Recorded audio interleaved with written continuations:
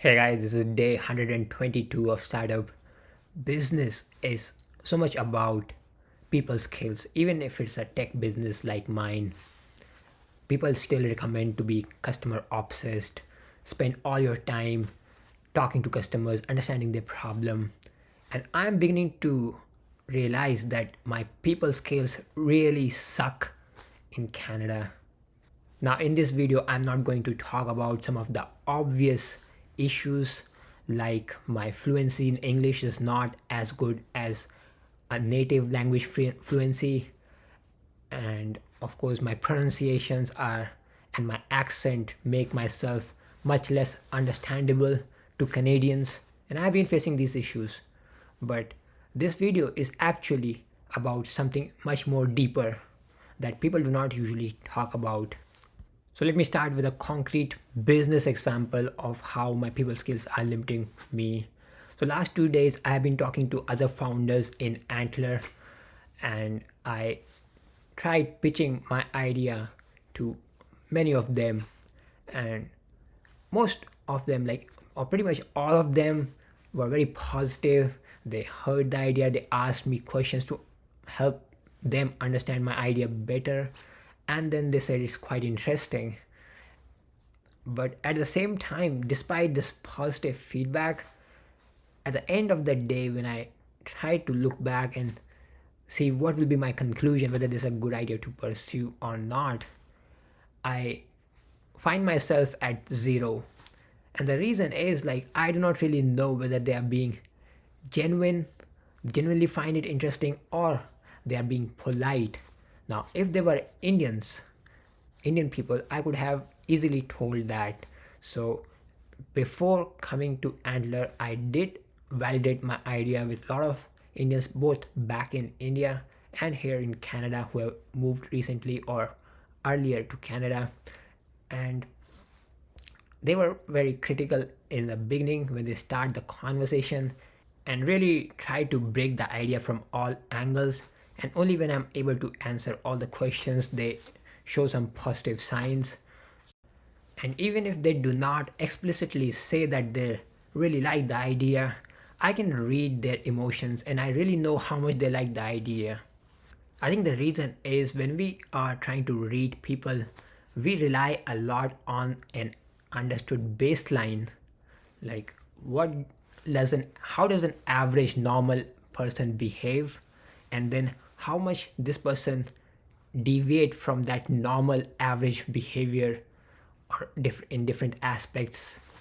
So when I'm in India, I think I can tell and know a lot about a person in only 30 seconds of interaction. And I think we established this baseline and we learn so much about this person by just asking his name. Is it a modern name? Is it an old name?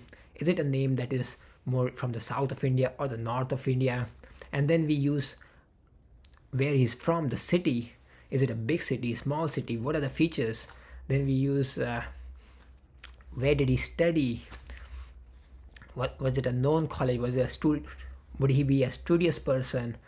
And what was his field of study? Because in India, it's pretty much expected that certain personality of person will do certain kind of studies, and all of these things we use not just to learn about the person but also to establish a baseline given this information, and then we fine tune it with the deviations of this individual person.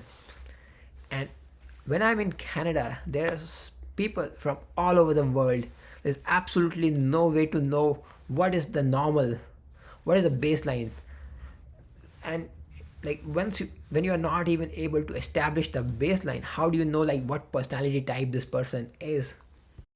And when you do not know his personality type, his normal behavior, his normal reaction to things, then how do you know like he reacts like this to everything, or is he reacting like this to only your idea? And that is where I think the problem is coming from, that I do not know that whether he's polite like this to everyone who tells him any idea, or is he really liking my idea.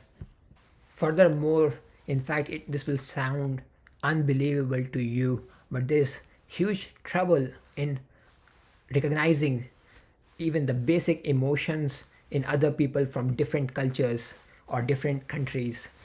Here I'm talking about the frozen emotion, not the moving emotion. Like some expressions can be moving, like you can see a smile forming like this, but sometimes some emotions are just frozen. Like, now this face, was it smiling or was it normal baseline? So these frozen emotions I'm talking about were very hard to see in people from other cultures. And this is because I do not know if you're aware of the science that in the brain there's a fusiform face area. There's a particular region somewhere here which is particularly designed, or it exists to recognize the faces of human beings. And you can search for it on Google, fusiform face area. And scientists learned that most children, I think newborn babies and early like toddlers, maybe 2 to 3 years of age. I do not exactly know which age, but before that age, children are very good at recognizing faces from people from all over the world.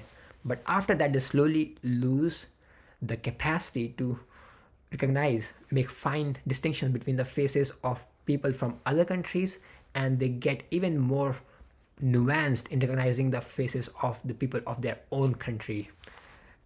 And now this might just sound like a weird scientific theory without any practical implications, but I learned when I came to Canada that this is actually 100% correct, because when I came to Canada, I had huge trouble recognizing people. Again, of course, I could recognize my landlord, but people on the metro or on the bus, I would not recognize. I would be very confused whether this is the same person I saw yesterday. Is it a different person? While I never had such troubles in India, and these troubles I had so frequently in Canada. And every face, once you have the face, and there are when there are subtle expressions on the face, if you cannot establish the baseline of a face, then it's very hard to see that subtle expression. And when so in India, I had little bit trouble in seeing the expression in people from northeast. And here when I came, I could not really see those expressions until like now recently, since last 1 or 2 months, I have been noticing that I'm seeing much more expressions. And initially it felt like these people do not have any expressions, they do not have any emotions. But now, after I'm starting to recognize those expressions, I'm finally able to see the emotions. And same thing goes with the voice. Like there's so much information, emotional information, in the pitch and tone changes of the voice, but also these pitch and tone changes are colored by accent. So only after our brain is able to normalize or find the average accent, average speech pattern with a certain accent, only then we can see the subtle changes in that pattern and recognize the deviations which are emotions. And I myself struggled with that, and I'm still struggling a lot. Now this was all just about reading people part. Now in my ignorance, I do not know what kind of signals I am giving out, but I'm only hoping that Canadians are much more used to Indians than I am to Canadians, because there are a lot of Indians here and every day new people come. So I hope they are able to establish the Indian baseline and able to judge people from that baseline. But yeah, I need to definitely learn these cultural issues and improve myself. And starting a business is indeed a crash course in learning these things. I hope I'll be able to learn this quickly.